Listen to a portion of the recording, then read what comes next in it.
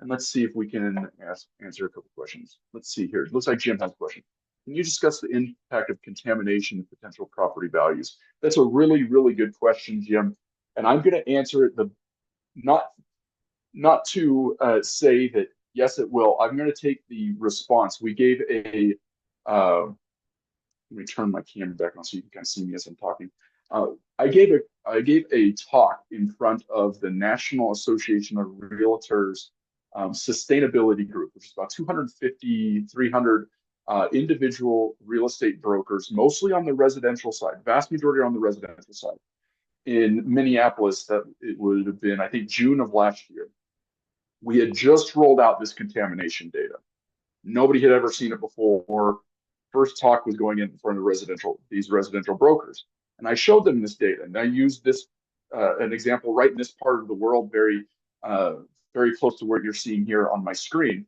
And I asked a room of 250 brokers, and I said to them, before I had the data on, I turned the data off, and I asked them, I said, what is the difference between the value, home value, between these houses that you're seeing here on my street? It wasn't the exact same street, but you get what I'm saying. And I made them answer me. Some of them raised their hand. Well, it depends on when the home was built. It depends on, what's the square footage, how many bedrooms, how many bathrooms, blah, blah, blah, blah, blah. Everything you'd get on, homes.com, Zillow, realtor.com, uh, getting all of that information back, right? They said that is the driver of the value. I said, okay, that's fair. Then what I did is I turned on this information. I said, and they all kind of raised their hand. They said, well, what are those? I said, well, those are abandoned oil and gas wells. What do you mean by abandoned oil and gas wells? When they drill oil and gas wells, basically all it is a really big hole in the ground. What they do with that hole is they put steel pipe. It's called casing. They put that casing all the way to the bottom of the well, and they put cement between the pipe and the rock. So that pipe never comes out. So the well will always exist. That hole is always going to exist. When they plug and abandon the well, they dig the top of the casing right at the surface level. They dig that down 6 to 10 feet. They cut the steel pipe off and they weld a cap on top of it. They put a bunch more cement in and do all of those things. Sometimes it works really good. Actually, the vast majority of the time, it works really good. There are some times where it doesn't work at all. And there's contamination, where the hydrocarbons, the oil and gas that float on water, the whole subsurface is full of water. Same thing when the well is abandoned, those little molecules are still going into that hole, trickling up the pipe. And if it's not plugged correctly, guess where it's going to go? It's going to go into the soil and then eventually into the surface.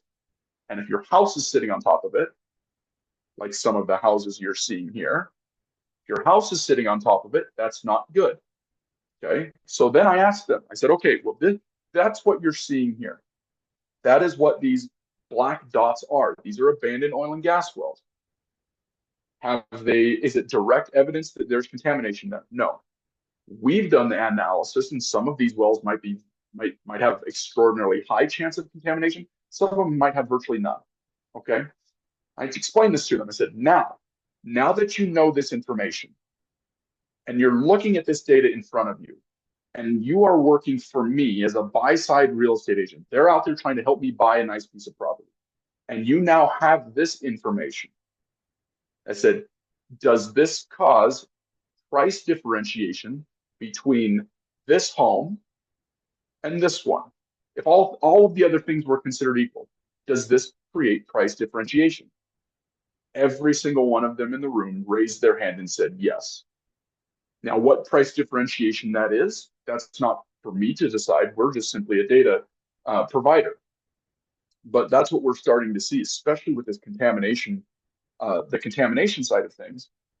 But it's not just that, right? Some of you might be saying, it's like, okay, well, I own a home in Nashville, Tennessee. There's hardly any oil and gas contamination there. That might be the case. There really isn't a whole lot of oil and gas drilling in Nashville.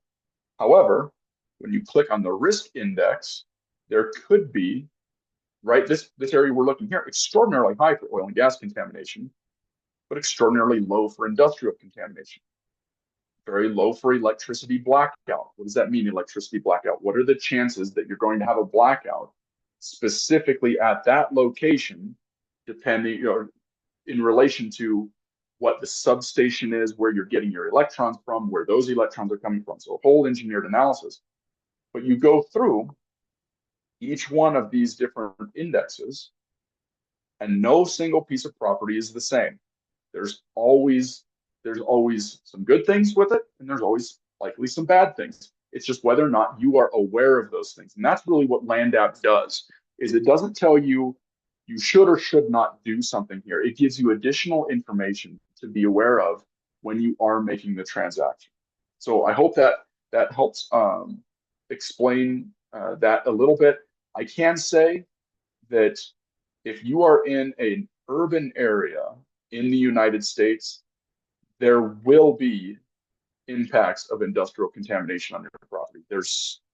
There are a significant number of underground storage tanks and toxic spill sites and Superfund sites that people are not aware of that likely will impact your property. That's the first thing that all the employees did at LandGate. Once we had this data, they went and looked at their own properties, and they learned a heck of a lot about their own properties just by clicking on the site.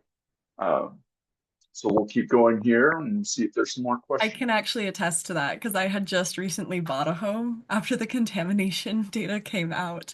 And Craig was displaying it to us. And I was like, let's look up this address. I was very curious to see what I had just bought, essentially.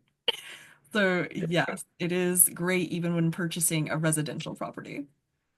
Yeah, I haven't seen a single person that we've shown this to, whether it's at a trade show, whether it's at a conference or giving a speech or whatever it is, that do not immediately want to go look at their own properties or the property that they're looking at and maybe want to purchase. But Alessandra had a question here from a commercial real estate perspective. Why is it important to understand contamination risks and property proximity to contamination sites? It's a really good question, Alessandra, that I can't give you a definitive answer of why commercial real estate assets that's a typical due diligence checklist item on a commercial real estate property, but not a residential real estate property. At the end of the day, it's kind of what is required by the lender or your insurance company. And with the commercial real estate side, that is typically something that's required as a phase one report. Now, everything you've seen within LandGate is essentially a phase one report. We can't call it, and we're not calling it a phase one report. We have a lot more things that we're showing and delivering back to you on each property than what's required in a phase one report. But that's generally what they're looking for. What is the potential risk of contamination on this site? I wish I could give you a better answer of why that's not there. I can make an assumption on the residential real estate side. Um, it's just because it's not required and the data hasn't been made available. I can promise you that there's a significant number of those 200 residential real estate agents, 200 or 300 that I talked to last year, that are using this on almost every single piece of property they look at now. Me, for personal reasons, me and my wife were looking at a property in Florida that we were wanting to purchase. And I was working with a real estate agent there, a buy side real estate agent. She was helping us try to purchase the property. And I pulled up LandApp while we were going and looking at all of these properties, and she asked me, "What is that you're looking at?" I didn't tell her. I didn't tell her who I was or that president and co-founder of the company. But I told her it's a new app for real estate professionals or people who are wanting to understand things about real estate. It's a new app that tells you all of this information. We pulled up a few things, and there was a piece of property we were looking at that was nearby a Superfund site. She had no clue. She had been trading, or not trading, buying and selling property in this area her whole life. She grew up in the area. She wasn't aware of the Superfund site, though. So we found out very quickly and just ruled off a couple of properties that we were looking at. So that's really the power. I mean, it doesn't, like I said, it doesn't tell you that you should do or shouldn't do this. It gives you additional information about every little piece of property there. If you're Edward C. Shoemaker, or you're getting ready to buy Mr. Shoemaker's property and you're considering buying one on the other side of the street, well, maybe this helps you make a good decision. If I turn the contamination back on, maybe this helps you make a good decision. Maybe your decision is either this property right in front of you there, Mr. LK Tran there, or your property is over this way. There's a significant difference between that property that's centered on the center of my screen and one that's a block away, just based on this data. But if you do not know the data, then it's hard to differentiate that. All right, let's look at the next question here. Tyler has a question. Can you discuss the risk associated with underground storage tanks specifically? There are so many on the map, and you're right. It's funny, as we started building out this data set, once we visualize the data on the map, let's zoom out so we can see just what, I mean, there, again, there's your abandoned oil and gas wells, but we're going to go to, let's go to a different part of the country. Someone who's saying that there's not a lot of oil and gas contamination in my area. Well, let's go to a different part of the country. Let's go to, here we are. Where are we at? I think we're in Louisiana. It doesn't matter. Almost every city looks the same way. You can see all of these little white dots. Those are underground storage tanks. So those are tanks that are, the majority of these were at one point storing petroleum or diesel, some sort of hydrocarbon product.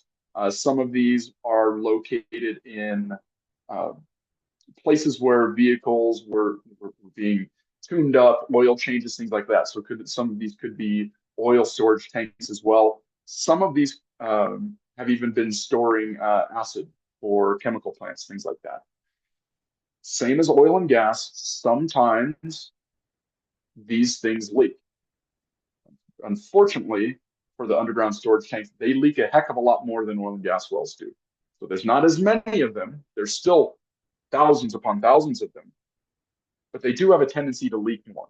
And when they do leak, they cause bigger issues because they're storing a lot of a large volume of things there. So again, I want to make this point clear. Just because you're next to or in nearby an underground storage tank doesn't automatically make your property contaminated.